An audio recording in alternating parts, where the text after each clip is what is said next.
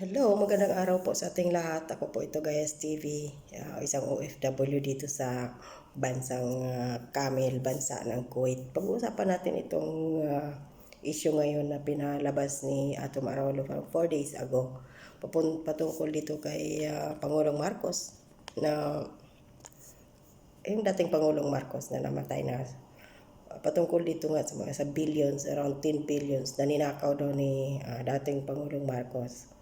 Matatandaan natin si Atom Araulo ay isang anak ng isang membro ng aktivistang komunistang terorista na bayan muna. Sinabi na yan ni Joe Masiso ni hanggang ngayon active pa rin ang kanyang nanay sa kilusan ng makakaliwang grupo. So ito si Atom Araulo, ganun din. Siyempre anak siya, alangan naman magiging siya. At saka aalis siya at isusuwayin niya ang nanay niya. Kaya nga yung mga balita ni Atom Araulo ay patungkol in favor lahat yun sa makakaliwa at saka sa dilawan.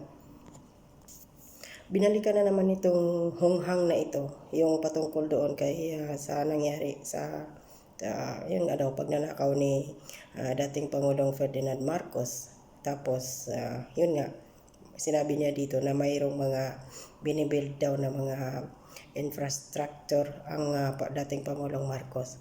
So ilang bisis na ba, kahit sa international law, hindi napatunayan na nagnakaw ang mga Marcos. Besides, kahit sabihin lang nagnakaw ang mga Marcos is maraming napagawang mga bagay sa Pilipinas na ipatayo ng mga gusali, yung Philippine Heart Center, yung Cultural Center, yung airport na nga lang ng number 1 na kahit itong lecheng Atom Araulo na to ay nakikinabang dumadaan dyan siya sumasakay, dyan siya bumababa mula eroplano, di ba?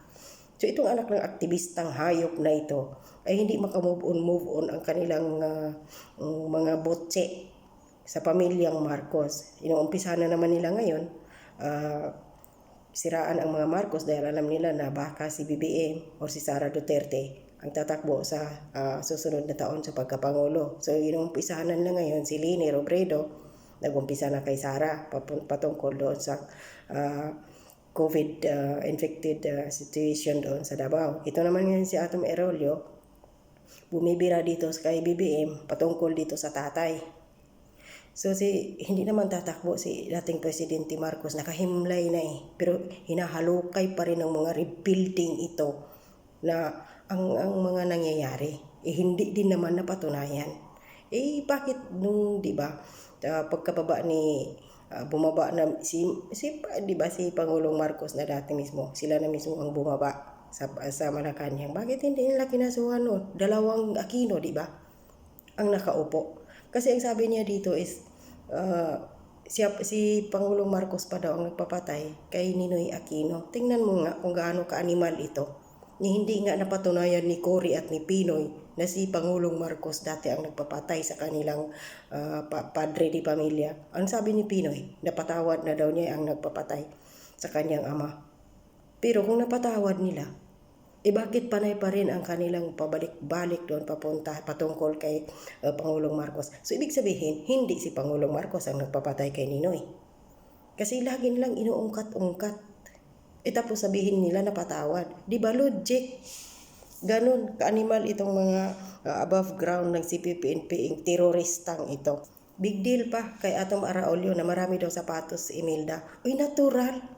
Fashionista si Imelda, gorgeous nga. Sabi nga ni Miss Marlica, glamorous. Alam nga namang pupunta si Imelda kasama si dating Pangulong Marcos sa makipag-meet sa mga presidente sa kahit saang bansa sa buong mundo, tapos gusgusin ang First Lady.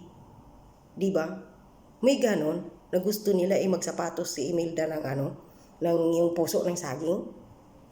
Si Sharon Cunita, ang na hindi asawa ng presidente, hindi First Lady. Isang katutak nga, halos isang bahay na nga yung sapatos niya.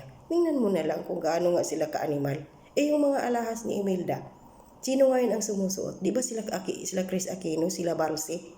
Sinabi na yan dati ni Senador ni Joker Arroyo na kinuha ng mga anak ni Cory, tapos yun, pinamimigay sa mga anak. Sinuot pa nga yun dati ni Chris Aquino, di ba yung isa doon? Nabigay daw iyon ng isang prinsesa, asawa ng isang reyna doon sa isang lugar, sa isang pandang royal monarchy. na lugar na naaaliw kay Imelda nga, ibinigyan siya ng napakalaking kwintas. Yun na kwintas na yun ngayon, sinuot yun minsan ni Chris Aquino, pinagyabang na ninakaw nila sa mga Marcos. Tapos sabihin nila, baliktarin na, Marcos ang magnanakaw. Che! Okay. Sabi pa ni Atom dito, parang addicted daw si Marcos nagpapagawa ng mga buildings, mga infrastructure. Natural, mas mabuti ngayon yung kinaadikan niya. Yung mga Aquino, ano ang pinatayo? Di ba ribolto ni Ninoy? Kahit saan may ribolto yung pasting, na yun? Pasting Ninoy na yun. Andoon ngayon, pinagsusuntok na ata ni Satanas doon sa impyerno kasama yung kanyang asawa na ina ko ng demokrasya na pwede gawing santa yung isang santa na Madjungira. Tingnan mo naman, mga animal nito. At kinukutya pa nitong Atom Araulio na ito, yung mga anak daw ni dating Pangulong Ferdinand Marcos, na ngayon ay sa kanilang lugar daw sa Ilocos ay pinagpipiestahan pa rin nila or pinagdiriwang or sineselebrate pa rin daw nila yung pagiging bayani ng kanilang ama. Natural lang na tawaging bayani si dating Pangulong Ferdinand Marcos. Isa siyang sundalo noong kapanahonan ng Second World War ba yun? Basta ganun, sundalo siya dati. Kaya nga siya, di ba, pinahimlay ni Pangulong Duterte doon sa libingan ng bayani dahil isa siyang bayani. Hindi gaya ni Ninoy. Hindi bayani si Ninoy, isa siyang komunistang terorista. Siya ang founder ng CPP, NPA, NDF. Tapos itong mga kasama niya, sila si Juma Sison, sino pa ba yung mga animal na iyon na andon na kasama niya ngayon sa Netherlands na hindi na umuwi ng Pilipinas at nag-i-enjoy sa mga pira na ini-extort ng mga lower ground ng mga rebelde, yung mga nasa kabundukan, na kapag hindi mo binigyan ng pira, sinusunog ang iyong kabuhayan.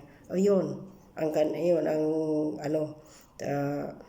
pagiging kabayanihan ni Ninoy, yung pagtraidor niya sa Sabah na nakuha ngayon ng Malaysia, di ba?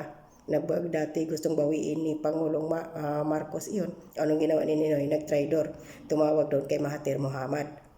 At sinabi niya na ganito ang gagawin ni Marcos. So nagpadala kaagad ng mga British military doon na nakaabang na hindi alam ni Pangulong Marcos iyon. Halos maubos ang mga kasundalo. Sa history yun. I-google ninyo kung gaano ka-traidor itong mga makakaliwang grupo, lalo na itong Aquino na hanggang ngayon is marami pa rin naniniwala na demokrasya, nagbalik ng demokrasya ang mga Aquino. Tingnan mo, kung ihambing mo naman ang Tarlac at ang Ilocos, ang ganda ng Ilocos ikumpara sa Tarlac na, di ba, maalala natin nung si Pinoy ang presidente. Anong ginawa niya? Kinuha niya, hinayaan niya yung mga basura ng Canada na tuni-tunilada yun. Doon yung tinapon banda sa Tarlac, sa kanyang lugar. Tingnan mo kung gaano ka-abnormal si Pinoy nung panahon na iyon. Basura ng ibang bansa, pinapasok niya dito sa Pilipinas. Ginawang imbakan ng basura ang Pilipinas. Tanginang yung pag-iisip utak ang mayroong abnormal na Pinoy na yun dati. O tingnan mo, lugar niya mismo sa Tarlac. Pinatambakan niya ng tuni-tuniladang basura ng Pilipinas, ng Canada.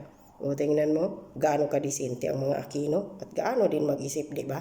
Aba dapat lang ipagdiwang si Marcos na hero ng Pilipinas kaysa kay Ninoy. Wala namang nagawa. Traidor pa ngayon sa bayan, di ba? Tapos yung gagawing hero. Sa makapanood nito aking video, magising kayo. Si Ninoy ay binaril iyon. Proven na yan dati pa sa mga yung investigation sa Senado noon. Mismong ang nagbaril kay Ninoy ay bodyguard ni Danding Cojuangco. So kaya iyon napatawad na ni Pinoy kasi nga, di ba, tiyo niya ang nagpapatay sa kanyang tatay. Tapos puro pa rin Marcos ang pagbibintangan. At yung airport na yan, kasi sabi ng iba, sa mga Aquino daw yun. Excuse me lang ha, masabi ko lang.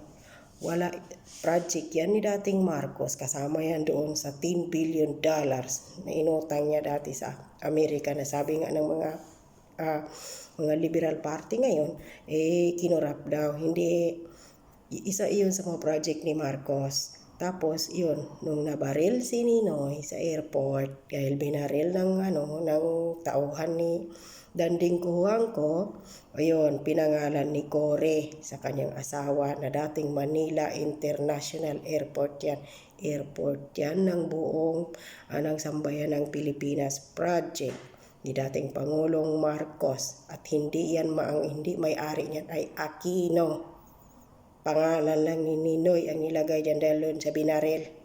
Ang original name niyan is Manila International Airport, at walang katiting dyan kahit 5 centavos na duling. Walang ambag dyan si Ninoy. Mahiya-hiya naman ang mga Aquino, no? Hanggang ngayon nga, kahit anong post niya, torniga doon dyan mahirapan. Ewan ko ba kung bakit hanggang ngayon na hindi pa yan na ibalik sa dating pangalan. Sana nga kung makaupo kung si BBM man ang next Pangulo o si Sara Duterte, sana maibalik na sa dating pangalan niyang Manila International Airport at ilibing sa lumot, kasi nasa impyerno na ngayon si Ninoy. Sinusuntok-suntok doon ngayon na ni Satanas dahil nga taksil sa kanyang sariling bayan. So hanggang dito lang po. Maraming salamat.